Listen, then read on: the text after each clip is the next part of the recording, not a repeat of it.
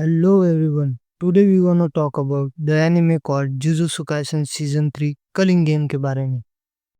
तो एपिसोड 1 की शुरुआत में हमें दिखाया जाता है रियोमन सुकुना का वेसल यूजी इतादोरी, जिसे एक शापित आत्मा पकड़ने की कोशिश करती है। यूजी उससे बचकर भागने लगता है, लेकिन वो शापित आत्मा आकर यूजी को पकड़ लेती है।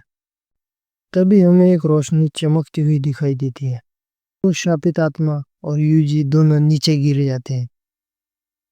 इससे पहले यूजी कुछ समझ पाए, यूटा उस पर हमला कर देता है। तभी हमें दिखाया जाता है जेनिन क्लैन के हेड का बेटा नावे जेनो, जो बात कर रहा होता है माँ की अब तक मरी या नहीं, उसे तो मर ही जाना चाहिए। वैसे भी वो घर के मर्दों की बात नहीं मानती, उससे अच्छी तो माँ ही है, जिसे पता तो है कि वो एक लड़की है। तभी हमें दिखाया जाते हैं नोजी जेनिन और जेनिची जेनिन, जो नाव्या को कह रहे होते हैं तुम्हारे पिता अधमरी अवस्था में पहाड़ों में भटक रहे हैं और तुम अब आ रहे हो, क्या फर्क पड़ता है। वैसे भी जेनिन क्लैन का अगला हेड में ही हूँ। मेरे सारे बड़े भाई तो निकम्मे हैं और अंकल ओजी आपकी बेटियों का तो सवाल ही नहीं उठता। जेनिची तुम्हारी तो शक्ल ही खराब है। हाँ, अगर तोजी जिंदा होता तो बात कुछ अलग होती। नाओया की बातों से उन दोनों को गुस्सा आ जाता है। फिर वो दोनों नाओया पर हमला कर देते हैं। तभी वहां फुरुदाते आ जाता है, जो इन तीनों को खबर देता है कि जेनिन क्लैन के हेड अब इस दुनिया में नहीं रहे। इनकी आखिरी इच्छा थी कि नाओया को जेनिन क्लैन का अगला हेड बनाया जाए।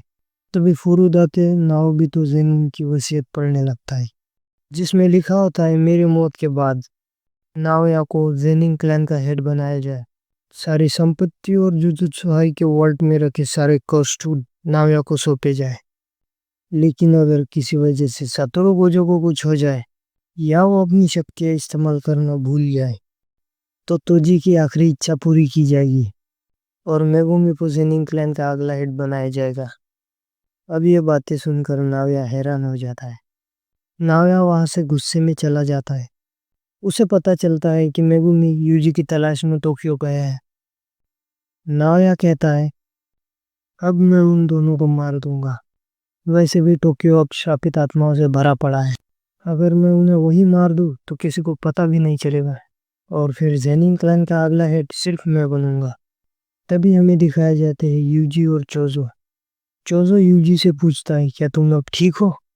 हाँ, मेरे सारे घाव भर गए, लगता है ये सब सुकुना की वजह से है। मैं उसकी ताकत को बढ़ते हुए महसूस कर सकता हूँ। तभी चोजो कहता है तुम जुजुत्सु हाई वापस क्यों नहीं चले जाते। यूजी कहता है मैं वापस नहीं जा सकता क्योंकि सुकुना किसी बड़े काम के लिए मेगुमी को इस्तेमाल करना चाहता है।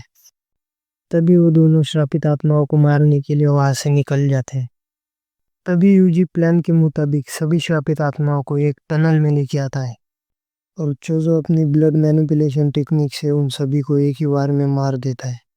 तभी वहां नाओया आ जाता है। नाओया कहता है मेगुमी कहाँ है। यूजी तुम्हें तो मौत की सजा सुनाई गई थी। सातोरु गोजो की वजह से तुम अब तक जिंदा थे, लेकिन अब तुम्हें कौन बचाएगा, क्योंकि अब मैं तुम्हें मारने वाला हूँ। तभी नाओया यूजी के पीछे आकर उसे एक जबरदस्त घुसा मार देता है। जैसे ही चोजो यूजी को बचाने जाता है, नाओया उसकी भी जबरदस्त पिटाई कर देता है। तभी लड़ाई के दौरान इन तीनों को जबरदस्त कर्स एनर्जी का एहसास होता है। यूजी सोचता है कहीं ये सातोरु गोजो तो नहीं।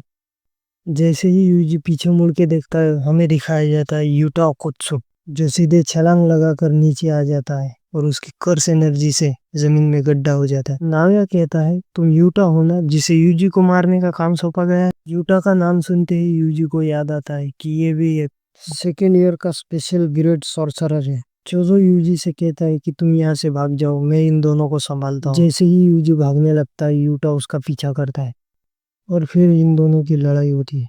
लड़ाई के दौरान यूजी यूटा की तलवार तोड़ देता है। ऐसे ही यूजी यूटा को मारने के लिए उसकी तरफ भागने लगता है। रिका आकर उसे पकड़ लेती है और यूटा अपनी टूटी कटाना से यूजी को मार देता है और सीजन 3 का पहला एपिसोड यही खत्म हो जाता है।